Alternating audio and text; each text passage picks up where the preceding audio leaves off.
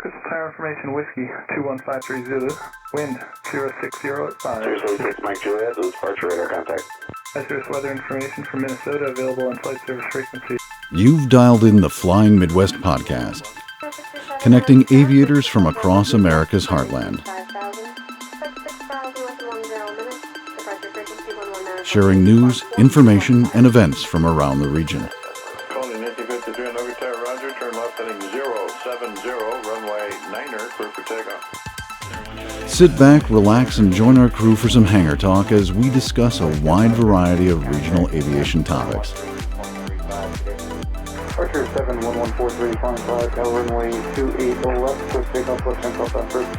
And now, from our home at the Anoka County Blaine Airport, our checklist is complete, and we're ready for departure for another episode of the Flying Midwest podcast. Contact departure on your flight. Hey, welcome everyone to the Flying Midwest podcast. I'm Jim, and I'm joined by my co-hosts, Maddie. Hey.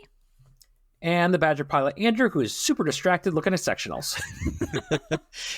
I am. Oh, there's a new one. See, I told you. Your ADHD is strong right now. What in the world? Don't say that to the FAA. I was going to say, have you disclosed this to the FAA? Because it's pretty apparent. I'm almost like a real doctor. So I'm actually going to... I found a Bold Method article that I'm going to bookmark because there are so many weird, unique sectional chart symbols that I'm going to save. But I have a good one called in by Ed from the Flying Stampede. I think we'll use that one today. Okay, you know what? Because we can't seem to get off of this topic even before we're recording, ladies and gentlemen, welcome to the Pilot Quarter Sectional Showdown. It's flowing like mud, guys. I don't think that we're going to get you away from this topic until we just do it. So, format change. I mean, we're not doing news and events, so it's cool. No, we can do whatever we want. It's our podcast. I know. Stop interrupting me, God. No. Let's reveal last week's. Before we do that, though, a couple comments from the Peanut Gallery. By that, I mean Ed. The comments when we posted this on our Facebook is Ed had said, oh, but I should explain what this is first. If you're not sure what it is. So in true car talk form, I don't remember what last time was the blue square looking thing. Blue square. Oh, that's right. And Ed said that's where the United States Square Force is located. God. Delbert Lowe, a patron. DME, it's been a day since I've used one. And Badger, your response was, your answer is immeasurably close. Ted, our buddy from over at the Midlife Pilot Podcast, just said, what? I have no idea what that sectional symbol is. And my response, because if you've listened to the last episode, me either. Clearly I didn't know. So let's share with the good people of our audience, what in the hell is that? I mean, I know now, but... So I asked the question last time, but Maddie, you know the answer. I so do. Would you like to take it away? Oh, really? Aw. That is a DME by itself. So by itself. It's by itself. So usually if you see like a VOR DME, it's the VOR symbol in a box. If you just have a box, you just have a DME. Yeah, I had actually used this without even realizing it. One of our local airports, Timmerman, has a localizer approach where you have to also simultaneously be receiving what I assumed was a VOR, but it's actually just a DME signal. So one of your DME receiver is tuned into the Timmerman VOR, so to speak, although it's just the DME, and then your other needle would be tuned into the localizer, and that's how you figure out your final approach fix and all that fun stuff. I'll be damned. All right, who's asking the next one then? Yeah, let's do it. Okay, so this one is credited to Ed from Fly... I almost said Fly the Stampede. I suppose. This one is credited to Ed from the Flying Stampede YouTube channel, who sent me a text message, and he didn't do it this way, but I'm going to set it up this way. Okay. Staying in Wisconsin, everybody pull up your sectional to Watertown Municipal. The identifier is Romeo Yankee Victor. I love how you sound like a second grade teacher as you're putting these together. Turn your workbook to page... Go ahead. So we're all there, and we see the AWA. I really do sound like a second grade. You do. All right, so we see the AWAS frequency, we see the field elevation, pilot controlled lighting, all that fun stuff, the CTAF, and then there are these 2 letters at the bottom. Jim, would you like to read what those 2 letters are? I'm keeping the second grade theme going. Do you know what would be really helpful for this? If you actually shared your screen, because I haven't opened up my workbook because I left it at home. Okay. I don't feel like opening up my Wisconsin sectional chart for the Green Bay sectional chart. So underneath all of that are the letters RP with some numbers. What do the RP letters and numbers Could mean? you seriously show us? Please see this. Oh my God, imagine. Now I know what our listeners probably feel like when we're doing this. Like, we can't. What are you talking about? I can't see it. You really can't picture this? You've never seen... So this is not the question. This is a setup for the question. You've for never crying out loud. seen... Here, I'll share my Share screen. your screen. Please. Do you see this giant RP on a sectional? Yes. What does that mean? Are we allowed to say? Oh, Are you here? Yeah, say it. This isn't the question. Oh, yeah, right pattern for 5. Shout out, I know right it. pattern. Yeah. Everybody knows this, right? Okay. So now scroll Not a little everyone. bit to the east. Oh, they should. Scroll a little bit to the east northeast, and we have Hartford Municipal Hotel X-Ray Foxtrot. I know this one. You already know this. You know this one? Yes, because I got screwed over Okay. by it once. So this one, it says RP, but there's an asterisk before it. Why is there an asterisk? What is asterisk RP?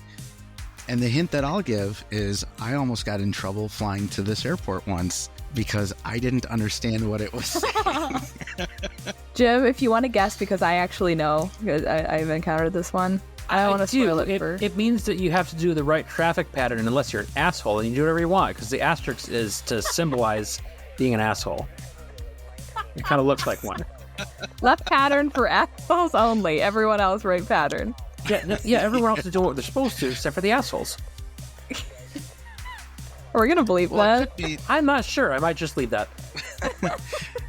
It could be indicative of the... The only thing right. that comes to mind is the right pattern stuff. I don't know. Maybe it's right pattern at night. That would be a is that great your guess. final answer? That's. I'm Actually, gonna go. I like that I'm gonna go with that. answer. It's It's a if good the answer. field It's not lights are correct. on, you do a right pattern. That is not the correct Damn answer, it. but I like where your head's at. So, if you know the answer, and now I'm talking to the listeners, not you anymore, Jim. We know you don't know the Yeah, I don't answer. know anything. Go on to our Facebook and Instagram. We'll have a picture of this posted, and you can comment what you think the answer is. And if you get it right, or even if you don't, we'll comment with your answer on the show and maybe make fun of you. Creative answers get bonus points. Yes, we will for sure read Yes. the creative ones.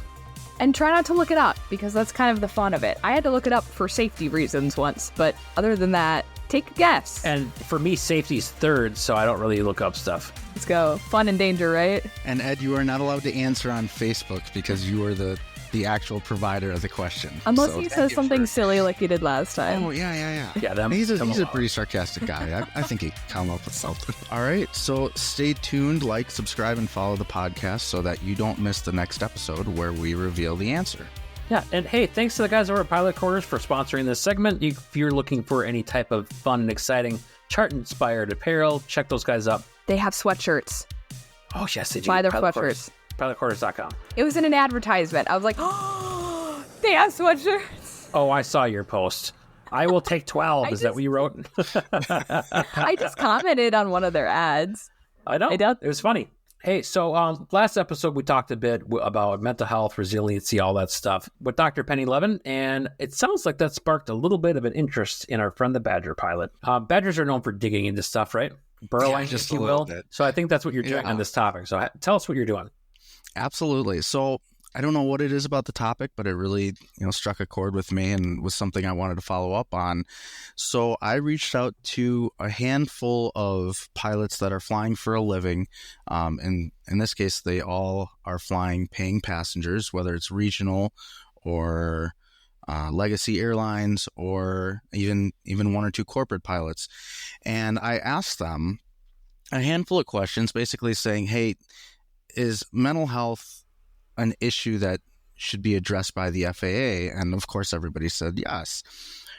But we all know the FAA is a government entity and nothing ever moves fast with that. So I started trying to brainstorm and think of what are some intermediate things that could be done to help pilots with minor to moderate anxiety or situational depression, things that we all go through in life, financial stresses, death in the family, something like that, that pilots can't really talk about openly because even just, my mom is in end of life care and it's really stressing me out and I can't focus on work. If you go and talk to somebody, you're risking losing your medical for something that just about anybody else would be able to go talk to somebody about and not have to worry about job security. So I started thinking about ways that this could happen for pilots without the risk of them losing their medical. And obviously the caveat would be the help that they'd be seeking would be non-medication. It would be for minor to moderate cases and not severe, I'm thinking of crashing my plane into a mountain type of case. I think we would all agree that something like that would have to be reported. But for the minor to moderate stuff, I asked a lot of these pilots, would you utilize this counseling if it was truly anonymous? And they all said, maybe I might not, but I know people that would. And I asked them, well, if this was set up through your company, whatever company you're working for, legacy, regional, corporate, whatever, would you trust that it's anonymous? And like just about every employee that works for any company in the world, they said, no, I don't trust HR. I don't trust my company. So a lot of them thought it wouldn't be anonymous, but they would maybe trust their unions to be able to set something like this up. And so I'm kind of diving into this idea of putting together a survey, asking questions of, would you utilize these resources if you knew it was anonymous, or if there was a guarantee it wouldn't affect your medical? Questions like, is losing your medical your biggest source of stress at work? Have you ever flown with another crew member who was so distracted by something going on in their life that it was a safety of flight issue? And so I'm kind of in the very beginning stages of this, but just kind of seeing if there would be even enough of an interest out there to drive looking into it further as far as possible solutions. And an intermediate step while the FAA drags its feet and may or may not ever address it. And kind of stemming off of that as well, I'm even looking at the passenger side and asking non-pilots who fly on airlines, they're paying customers, if you knew your pilot had a mental health concern and it was being untreated, how would you feel about that compared to somebody with minor anxiety from a life situation that everybody goes through who's able to get a little bit of help? If we can get enough feedback from pilots saying they would utilize these resources if they knew that it would either be anonymous or would not risk losing their medical, and back that with passengers saying, I'm okay with a pilot saying they have minor depression because of a family death who's allowed to talk about it, and I'd much rather have that than a pilot who's having stress piled upon stress and now is such a distraction that they're going to take shrooms and try and pull the fire extinguisher on an engine.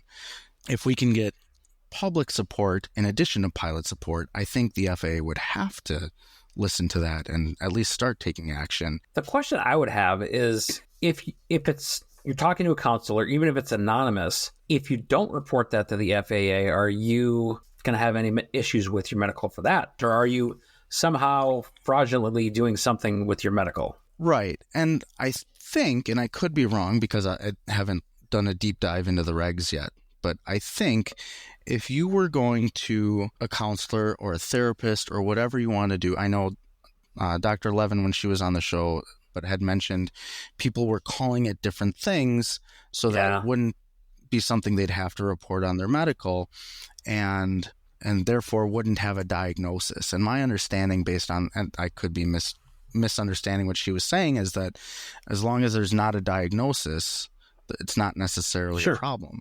All that being said, where do we go from here if we move forward with it? And so this is kind of my call out to the listeners. If this is a topic you'd like to see explored, we have our Discord community. It's for both Fly the Transition and Flying Midwest Podcast. But there's a thread on there for each episode, including the Penny Levin episode, where we've actually started this conversation. Email us, and if you don't want to join the Discord, but you have some comments, by all means, email us too, and I'll take a look at it and see what people's thoughts are. But let's get the conversation going. Everybody needs a little bit of help. So I think the idea of saying, hey, there's a problem, but here's a potential solution is much better than saying, there's a problem. Because everybody knows that. Even I think the people who work for the FAA know that. So, Jim, you've been a busy bee too, haven't you? I have. I don't know how to sit still, it turns out. Oh, good. You're like me. I was listening to an episode of, this will make sense in a second, I promise. I was listening to an episode of the Taking Off podcast with with Dan and Christy. And Dan was talking about all the stuff he has on his plate. And Christy said, almost, I felt like it was to me, but she doesn't know how overcommitted I am. But she goes, something overcommitment to whatever he was talking about. I don't know if he's I can't remember if he's like making an excuse for something or what, but she goes, something overcommitment. So that's kind of, I do that sometimes too. You know that I'm starting up my flight instructor lessons again this week. So I was working on some lesson plans, and I spent a decent chunk of the weekend revamping the formatting that I was using to clean it up a little bit and make it easier for me to read while I'm doing a lesson. So I spent a lot of time picking away at that. I want to have a product I can be proud of and show a student and have my little touch to it. So it takes a lot of time, especially when I've written other lesson plans and now I have to transition them, unintended, to to that other format. So I spent a good deal of time this weekend just reformatting the lesson plans I've written so far. It'll be worth it. I still use mine. I like the format that I've come up with. I think to me, the flow just seems better than what I was doing in the first place. Not that I was wrong. It had the information. This is cleaner. And I think it'll be easier for not just myself, but for a potential student to follow. Yeah. And that's the whole point. And potential CFI candidates in the future who you might know from, I don't know, co-hosting a podcast with. Maddie's already a CFI.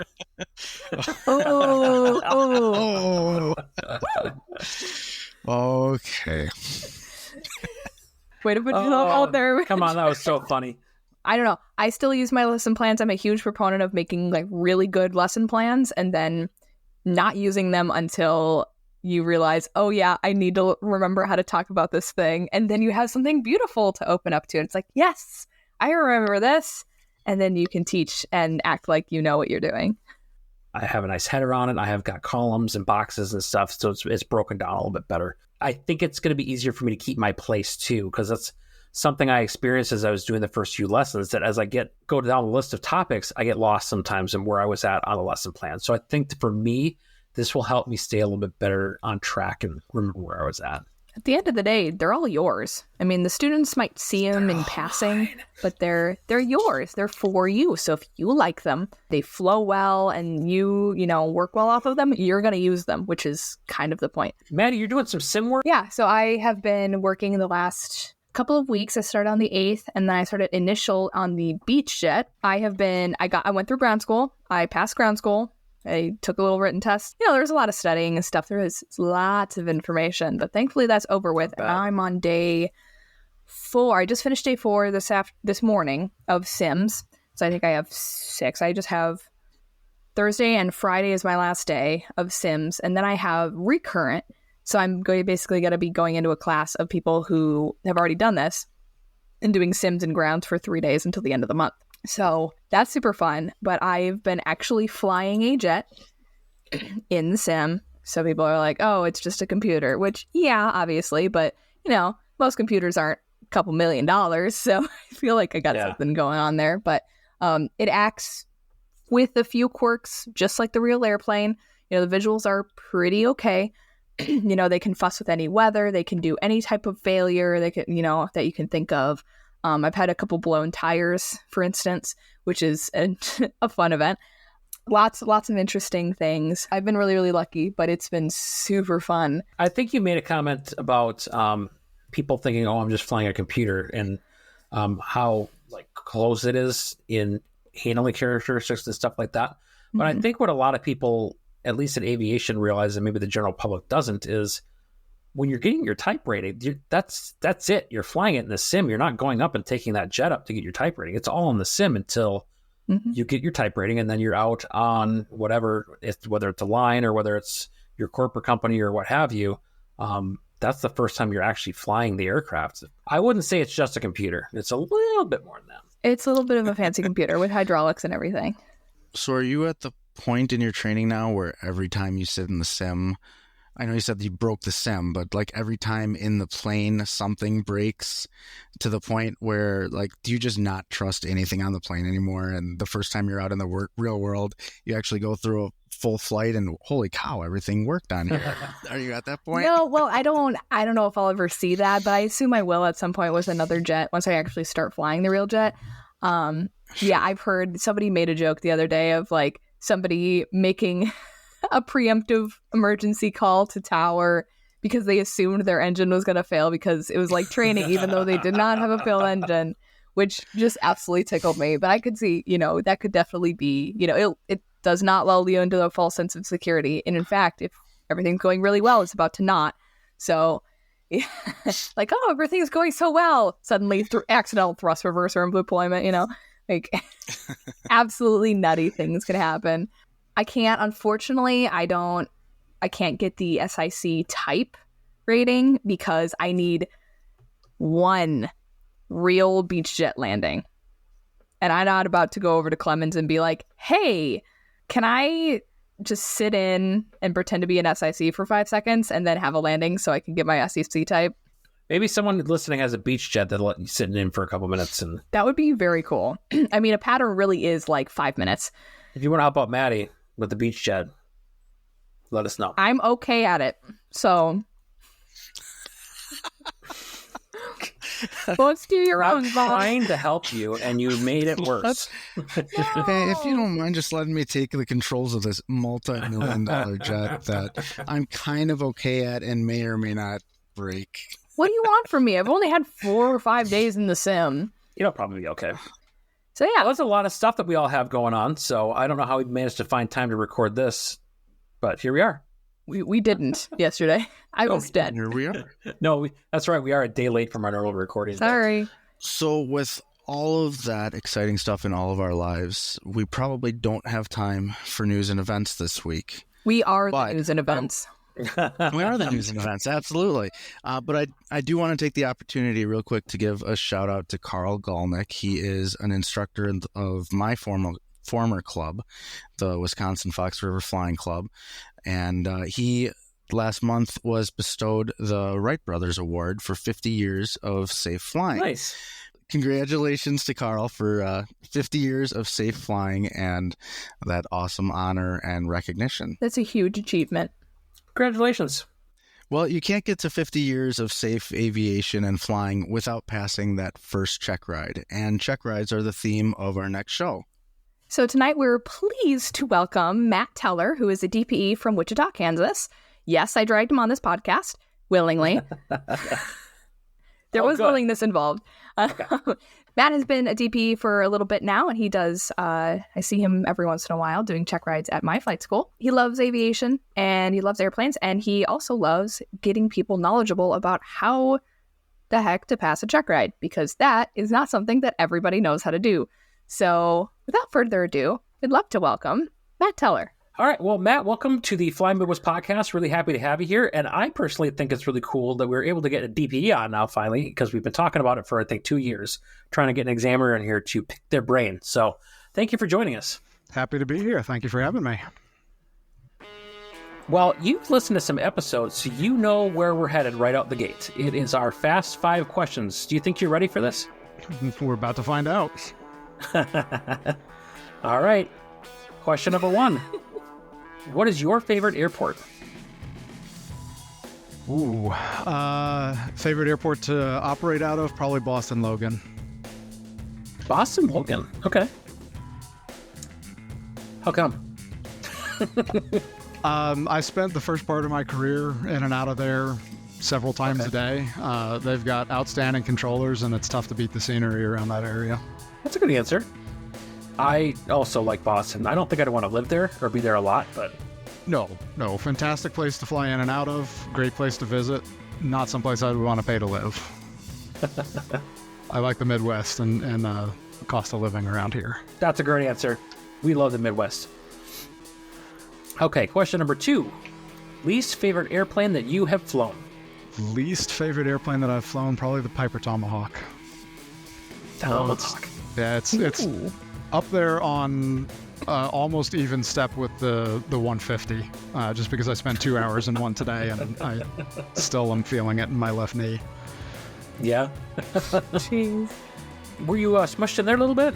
A little bit, yeah. I'm 6'3" and not exactly the Prince of Svelte, so yeah, 150s are not my friend. All right. Fair enough. I'm not that tall and I don't like 150s, so what do you do? Don't. All right. Next question. I'm assuming I know the answer is not the 150 for this question, but if you could own one plane, what would it be? Price is no issue. Price is no object. You don't have to worry about the maintenance cost, fuel, nothing. P-38.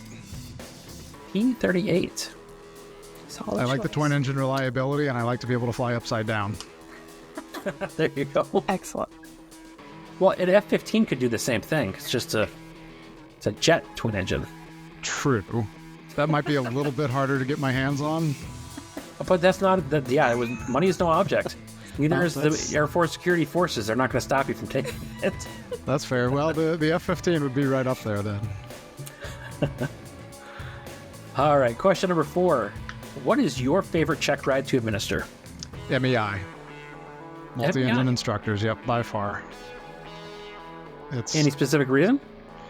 well, the big thing is I get to fly a little bit, so I actually get to touch the airplane, Okay. which is pretty entertaining, but it's usually the capstone or very near to it for most instructors, so they know how to instruct. They've got a pretty good handle on the technical side of things. Now it's just kind of the polish on a new type of aircraft and adding the extra engine, so I get to pull out my whole list of tips and tricks, and I get to mess with them a little bit, and it's just a lot of fun, actually getting to fly the airplane and shutting down an engine and doing all that good stuff.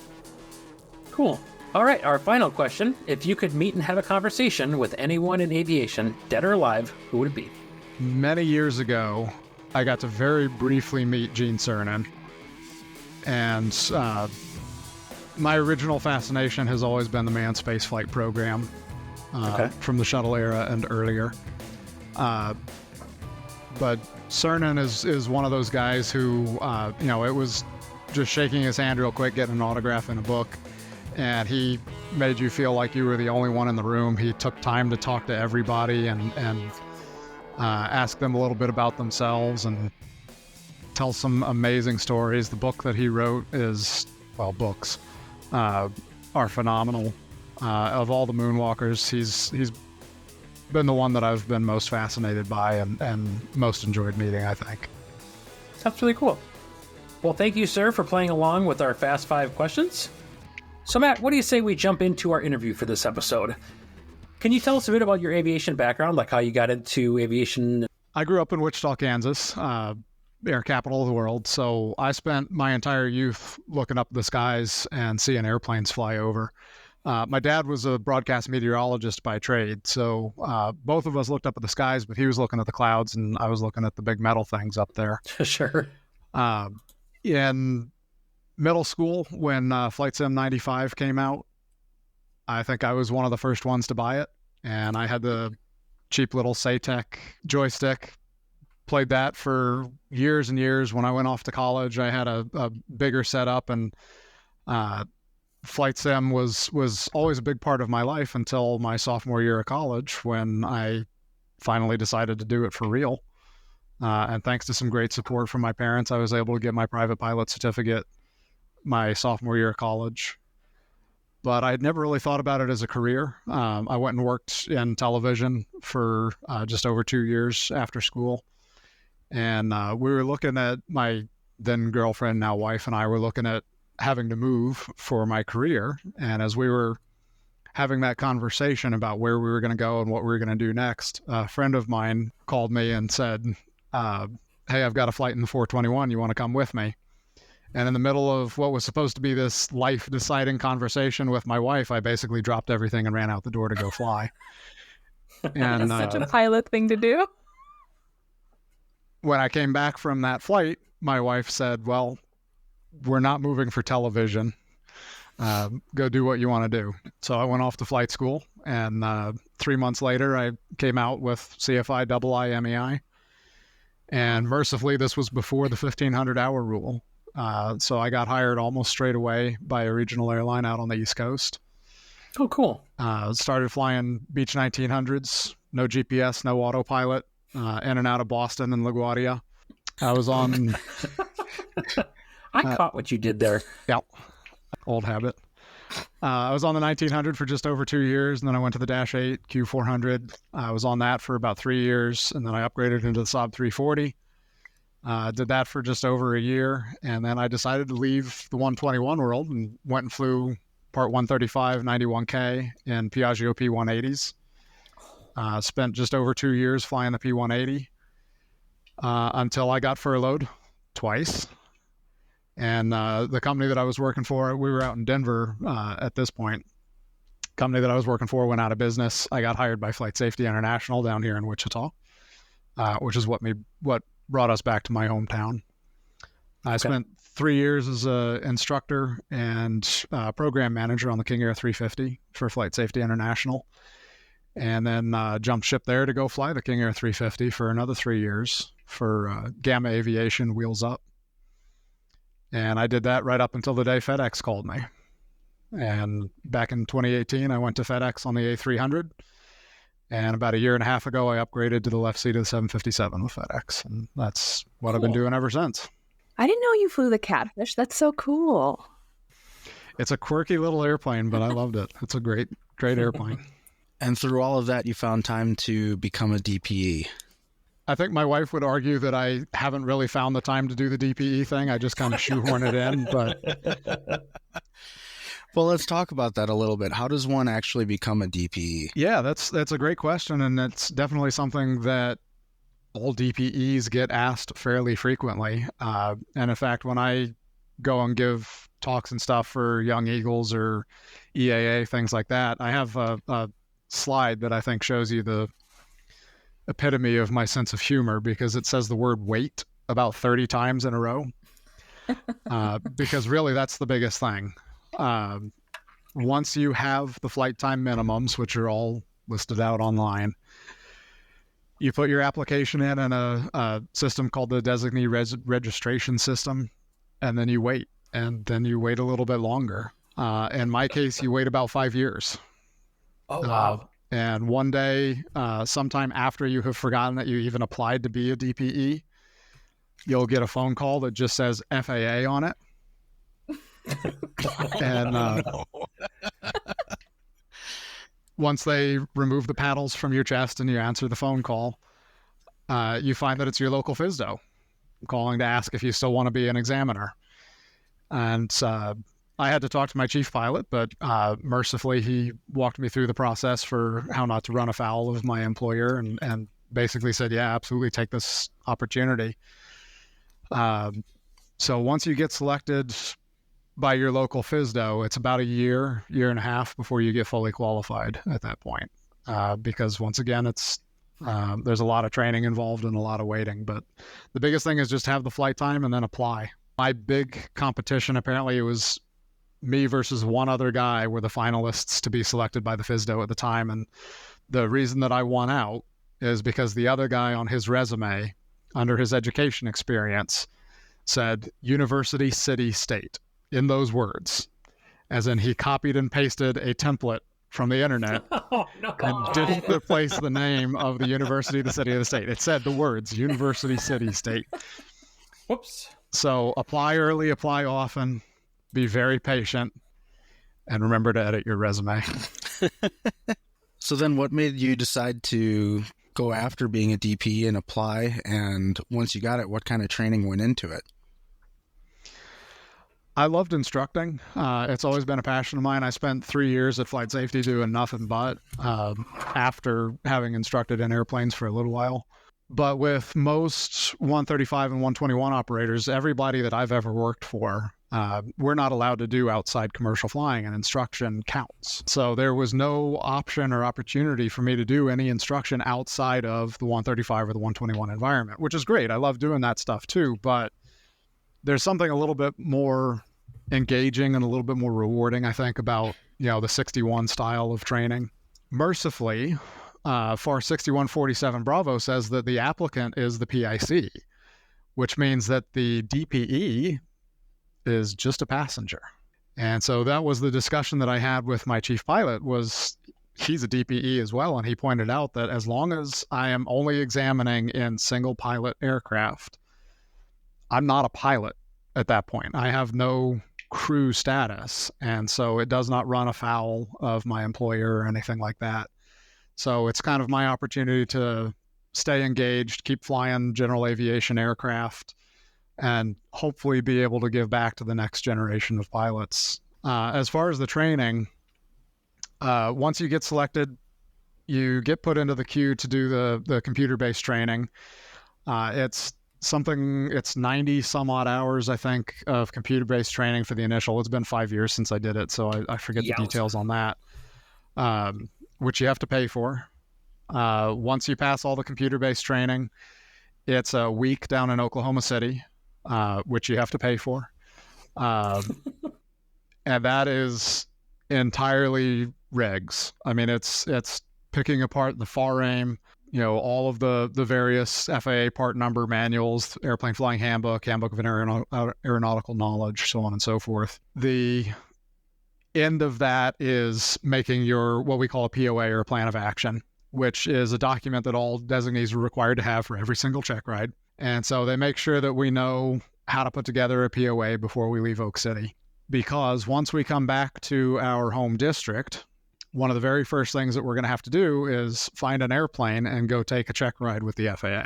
And so it's you in the left seat and the inspector in the right seat, basically a 709. I mean, it's without the jeopardy, but they can test you on whatever they want. Once you've done that, you swap seats. And now the inspector is playing the student. And they can do whatever they want. Oh, God. You have to examine them on at least 2 tasks from every single ACS that aircraft is qualified for. Wow. And PTS for that matter. So it's a long flight. It's every bit of 2.5 hours for that flight. And they're going to put you through the ringer. The inspector that I had doing mine when we were doing the 2 tasks from the instrument ACS, I've got to give him credit, because I could not fly that badly on purpose if I wanted to.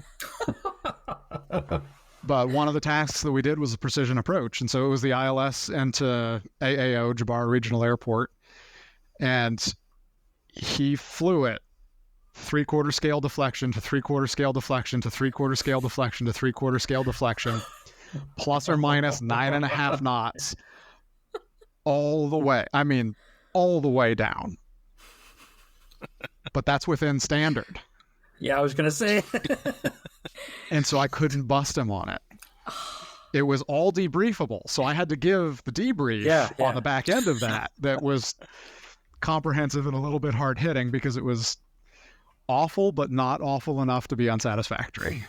And so it's things like that they're looking for is our judgment, how we apply the ACS. Do we color within the lines, or are we going to say, well, that was really bad and it's unsat, even though they never actually exceeded any limitations? So sure, that's what they're really looking for when we do that ride. Once we've done that and we get their Omni VOR blessing to continue through with our designation, it's waiting again, because now that inspector has to pass the paperwork up the chain, get all the signatures on it, then it has to get passed back down the chain, and then the inspector will come back to you several weeks later and say, here's your CLOA, it's called your Certificate Letter of Authorization, and you are now a DPE. Go forth and find an exam, because every new examining authority we get has to be observed by the FAA. So private pilot airplane single engine land, the FAA rides in the back with us. We're going to add instrument airplane single engine land, the FAA is going to ride in the back with us. We want to add private multi, the FAA is going to ride in the back with us. So that's why it takes about 1.5 years to get fully designated. Once you go through all of the formalized training, then you've got to get all these observations done. Jeez. I think you answered the next question I had, though. I was going to ask, once you're through the initial training, what rides you can do, but it almost sounds like as you start going, you need to be observed on all of them as you start performing them. Yeah, that's correct. It's up to the FSDO as to what designations they want to give each individual. We have to hold the rating in order to be able to examine it. So I wasn't able to examine ATP single engine until last year when I just went out and got my ATP single engine. But I had everything else. In some places where they have a glut of private pilots coming through, like with high production flight schools and things like that, they might give some examiners only private pilot authority just so that they have somebody who can focus on just that. That is increasingly rare, especially since the geographical fences got dropped a couple years ago. They want everybody to be able to do everything. But there are certain exams, CFI initial being the big one, that the FSDOs still tend to withhold until they have somebody who has considerable experience as an examiner. General aviation in general is kind of regarded as not as safe as commercial, right? So there's a slightly dangerous element to something like flight instruction, especially. Do you see a difference in safety overall in being a DPE and the things that you do with students or applicants than being an instructor? I do. The biggest difference for me as an examiner versus an instructor is that by the time a student turns into an applicant and they're sitting across the table from me, they've been through the ringer. There is an expectation of a minimum level of competency. That's not to say that applicants don't do dumb things every now and then. We all do dumb things every now and then.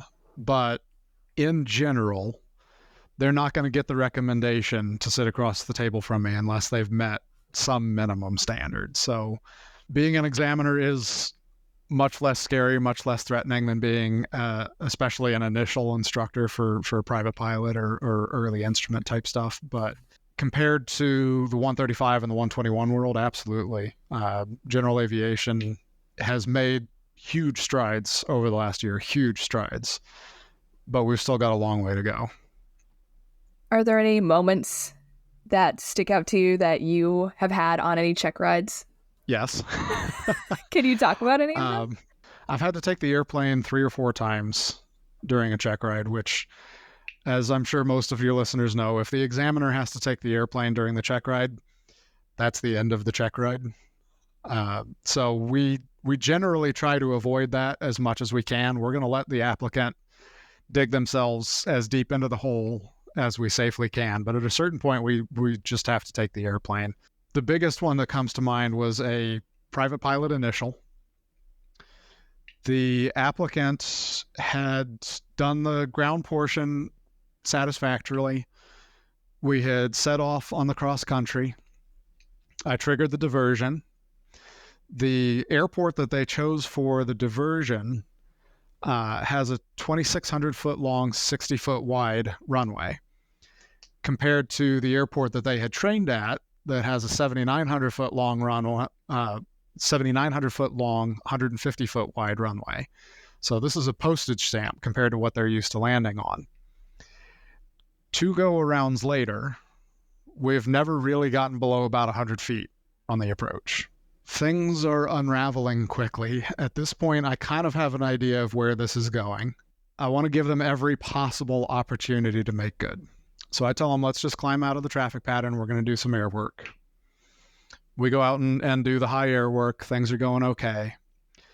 By this point, we're back close to the original airport where they did their training. While it has a 7,900 foot long runway, it also has a 3,200 foot runway that's 60 feet wide. Guess which runway they're landing on now? I think I know. Yeah. I tell them, we're heading back into the pattern for a normal landing on the short runway. We join the downwind. As we pass by the numbers, they reduce power, but the number one thing that I see guaranteed on private pilot check rides is high on final. I mean, it is almost a guarantee because people will reduce power, but then they get afraid to reduce power more, or they get afraid to descend aggressively. And by the time we make the turn onto base, we're high. And by the time we make the turn onto final, we are really, really high. And that was the case this time. At the most, we had descended 300 feet per minute. We never got past that mark. For a lot of the downwind base to final turn, we didn't descend at all. And so we roll in on final very, very high. I mean, uncomfortably high. Applicant pulls a little bit of power, but mostly just pitches down aggressively. Oh, God. And so we start this kind of high dive maneuver. Airspeed does what the airspeed is supposed to do and starts winding up. And so we get down to the airport boundary, supposed to be 150, 200 feet coming across the fence of this particular airport. We were about 500 AGL, doing just a little over 95 knots with no flaps because we're above flap speed. Jeez. Applicant says, "Oh, I'm a little fast." Little. God. Instead of pitching up now, rips the throttle to idle, but keeps the nose down. And so our speed stays exactly where it was, but now we're falling out of the sky in the way only a piper can do. We cross the numbers at about 150 AGL, doing about 90 knots indicated, but doing about 1,600 feet per minute down. The numbers are getting real big in the window when my hand is kind of slowly starting to creep up, but I haven't touched it yet, and the applicant hauls back on the yoke. Bearing in mind now the engine has been at idle for a little while. So they riff back on the yoke. The airplane balloons like crazy. The airspeed winds off faster than I've ever seen this airplane slow down. We're back up at probably about 50 feet AGL. I look over at the airspeed indicator and it's showing 49. Well, he fixed the too fast That's problem. the end of the check ride. I took the airplane at that point where the sink rate was already building. We had the nose up with no engine power. So I call my airplane, execute the go around, climb back into the traffic pattern. And the applicant was surprised that they failed. I'm not. Good That heavens. was probably the worst one. I had an applicant on a multi-engine check ride forget to flare. Oh, no. And again, I let it go as long as I possibly can. But when we get down to 5 feet and you're still in the approach attitude in a light twin, things are not going to turn out well. And so I called my airplane. Fortunately, it was a travel air, so it has the big bar in the middle. So I was able to grab the bar and haul back on the yoke, and we hit the ground, but it was mains first at least. Jeez.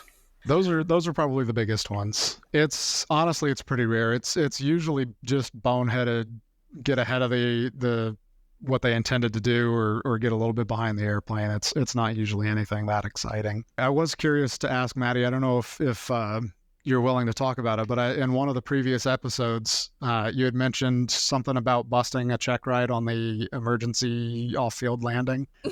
Maybe. It may or may not have Is been my that- CFI initial. I was going to ask which ride that was. Yeah, I don't. Yeah, it was not great. So I had gotten very little sleep because, of course, I was stressing the hell out about this check ride.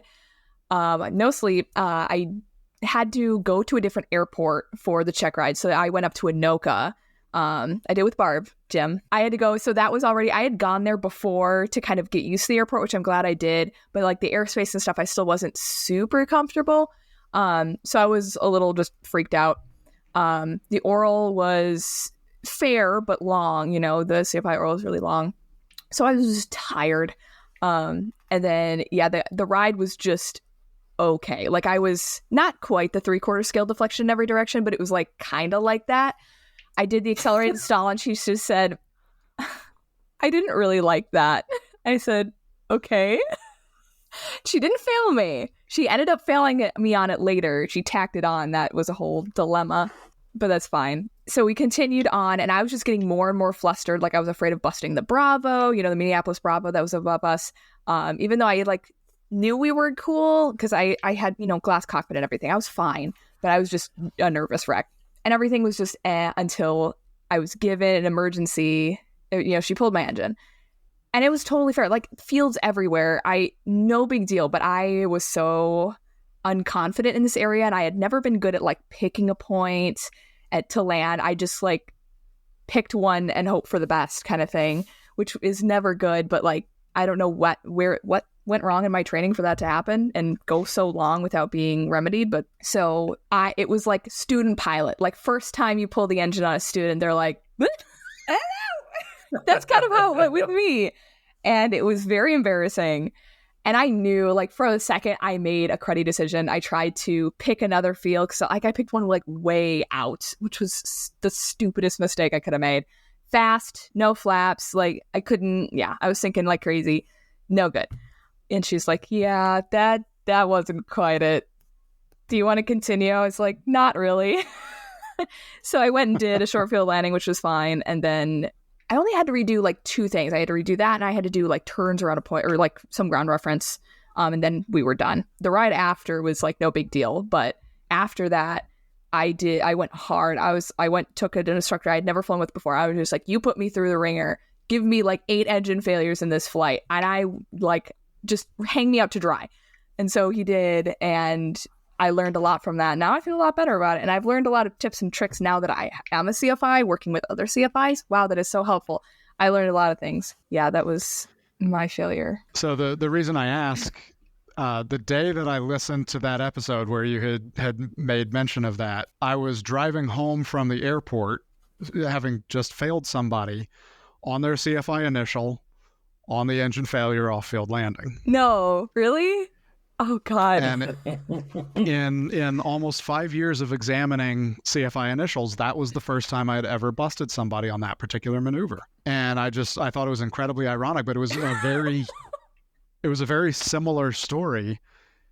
We had gotten through everything else pretty well. I mean, I'm not going to say flawless, but it was a very solid performance up to that point. I don't go directly to pulling the engine. On the CFI initial, I do a lot of the flying. Mm-hmm. Well, the controls go back and forth a lot. And so the way that I set it up is the applicant had finished demonstrating something for me, and I said, okay, I'd like to try it. So I take the airplane back from him, and I said, oh, hey, wait a minute, I'm trying to set my power here.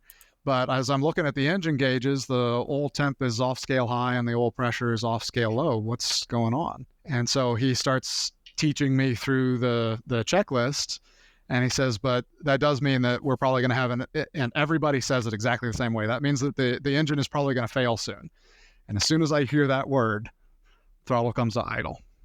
Some of the time, CFI applicants let me keep flying, and they just work their way through the checklist. Sometimes they immediately take the airplane, and they try to work their way through the checklist. This guy took the hard route. He took the airplane from me immediately and tried to run the checklist at the same time. And it had just so happened to work out. I didn't do it on purpose, but before I pulled the power, I recognized that we were less than 5 miles away from a charted airport. Fair game. So I kind of expected that we were going to turn back there. He even went in the GPS and pulled up the nearest airports and said, there's an airport right there. And he pointed out the window at where it was. Thought, all right, game on. We're going to go land on an actual airport for the engine failure. And he says, but since this is a check ride, I'm going to pick a field. What? You're going to do what? I can't say anything. I'm just the student at this point, so I have to stay silent. Well, we're in central Arizona. There's fields everywhere. There's arroyo everywhere. Yeah. Instead of picking a wide open plowed field, he picks a road, except for that it's not a road. It's a dam lined with high tension power lines on one side and telephone poles on the other side, and a service truck maybe 800 feet down from where he wanted to land this thing, power off. Yes. And so he starts maneuvering for it as he's kind of fumbling with the checklist and trying to simulate making the radio call. He ends up handing me, the student, the airplane again. And so I, as student, I start turning towards the giant open field. And he immediately corrects me and says, no, our landing point is over here, and points back at the top of this tiny little dam. And so we get down to the minimum safe altitude, and he's going to try and fit this thing in between the power lines. And so, all right, that's it, my airplane. And that was the end of that exam. But that's probably one of the number one things that I see, especially on CFI rides, is applicants trying to game the system or trying to figure out what the intent is behind my words, when the intent is what I said. Don't play a game. Fly it the way that you would fly it. That's what I want to see is how you're going to fly the airplane when I'm not sitting in the seat next to you. So that brings me to, I think, a good transition to my next question here. What kind of trends are you seeing with applicants today, whether it be PPL or otherwise? Overall, probably the biggest trend that I see is not necessarily any particular task or any particular area of knowledge, though certainly radio discipline and weather are two of the big items. I think the number one top line issue that I run into is the idea of PIC authority or kind of that PIC mindset. A lot of applicants, even for commercial and for that matter, even for CFI, have gotten so used to being in the airplane, sitting next to somebody who's more experienced than them, and being able to defer to that other person and look usually to their right when something comes up and say, should I do this? Or if this were real, I would do this. Well, now that you're on the Checkride, guess what? You're that person. I'm just a passenger. And that's a big part of my both pre-exam and pre-flight briefing is I'm just a passenger today. Treat me as such. But when things start to get busy, when they start to get task saturated, when the stress level starts to go up, especially when we start getting into the emergency scenarios, I'd say 60-70% of applicants easily will still look over their right shoulder at me and say, what should I do? Or what do you want me to do next? Or where do we go? Looking for that more experienced pilot to be the voice in their ear. Sure. And that is really not acceptable on a practical exam. The applicant really has to come into it with that mindset of I am PIC, I am the final authority in this cockpit, and they have to act that out. Do you see that same trend through all of the different rides, or is it primarily just private pilot license? Or private and instrument are the two where it's most prevalent, but it does show up in all of them. Again, the CFIs a lot of the time are more trying to game the system and figure out what the tricks are before they come, instead of just flying the airplane and teaching me the whatever's happening around them. The commercial applicants usually have gotten that PIC mindset a little bit better up until the emergency scenarios start. And that's where a lot of the time you kind of get that law of primacy, that reversion to the old ways, and they start looking for some advice from the person next to them. But sure, private and instrument certainly is where it's most prevalent, but it shows up all over. So we talked a little bit about, some of the errors that you see, especially with emergencies. So, in check rides, so if you could pin down a couple, what are the most common errors that you tend to see? I wish I could point to the ACS and say it's this task right here, because that would be pretty easy for us as an industry to fix. Unfortunately, we as pilots are never done creating new ways to do dumb things. Really, it's kind of all over the place. Radio discipline is a big one. Using appropriate verbiage. Private pilot, you'd be amazed how many applicants don't know what flight service is, or how to find their frequency, or when you would use them. Even instrument pilots sometimes get confused the difference between flight service versus air traffic control, and how to kind of differentiate which one to use at which time. Radio calls at non-towered airports tend to be an issue. For instrument and CFII, you've really got to understand how the system works, why it does what it does, when it's going to give you those certain enunciations, when it's going to change between its various modes, and a lot of the details behind that are still kind of getting lost. Pilots at all levels really seem to struggle with AFM supplements. And we can all list the documents that are required to be on board as being the Aero checklist, but that doesn't cover the AFM supplements unless you know that that's included in the operating handbook. So I've had a couple busts or had to stop check rides before they began because airplanes were missing the supplement for the GPS or for the GMA 340 if they had the new audio panel, things like that. So it's really the details, the operational level day-to-day stuff. I wish I could point to one task and say, we as an industry need to do this better, but it's, in my experience at least, it's kind of been all over the place. I see new things every day from my students. That doesn't surprise me at all. Like, I've never seen somebody do that before. Okay.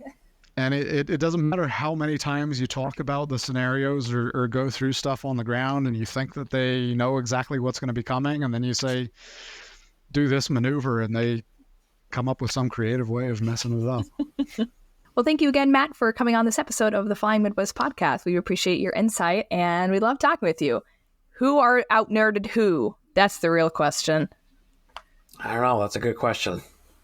We'll let the listeners that was his be mission, the to out-nerd us. Well, he's a DPE. That's kind of their gig. All right. By virtue of us being generous podcast hosts, Matt, you have thoroughly out-nerded us. Yes. Congratulations. I wonder if Matt would know the answer to some of our sectional showdown questions. Probably. He would know every single one because he's a nerd. I'm sure he would. Wow. We get him on the podcast and we end the episode with, you're a nerd. You would agree. All right. Fair enough. So we do have a ton of content with Matt. There will be a follow-up episode to this one coming up on our next episode. We'll have the rest of our conversation with Matt. So stay tuned for that episode. Absolutely. Well, I can't wait, so I'm going to make sure to push the like and subscribe and follow button on all of my podcast players so that I don't miss the next episode. Oh, if you have an idea for a future episode, you want to be a guest, or you just want to say hey, drop us a line on any of our social medias, or send us an email at flyingmidwestpodcast@gmail.com. Also, buy our merch. We have some cool merch. Thank you so much for all of your support and for listening to us. And until next time, see ya. See ya. So, Flight 536, contact Minneapolis Center 132.35 today. Thanks so much for joining us on the Flying Midwest podcast. Until next time, podcast service terminated, squawk VFR, frequency change approved. Good day.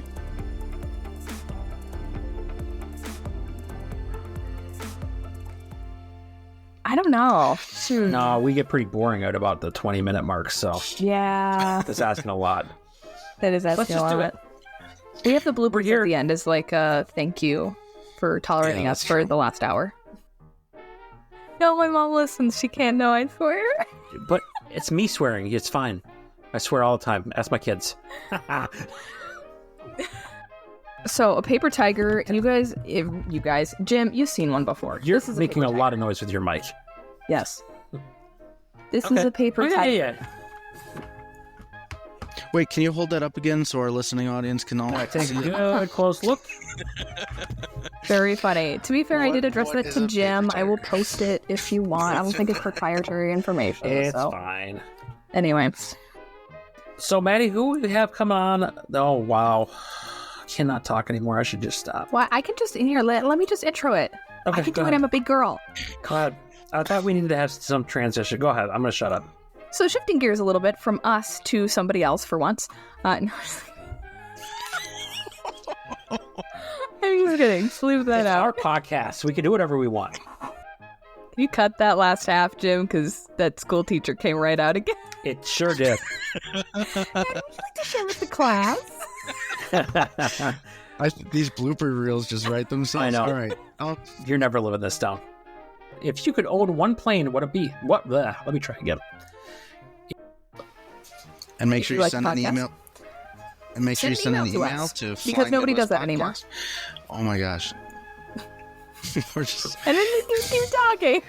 Please send us a letter or carrier pigeon. Leave your calling card at the door. Oh, God. good He, had to grief. turn he turns off his camera and his mic because he can't stop laughing. Oh, good grief. I only started laughing because he made you catch a little bit. I don't know. I'm trying to me. look over at the show notes and not make eye contact. Or send us an email at flyingmidwestpodcast@gmail.com. What in the hell are you laughing at? Just how ridiculous that transition was.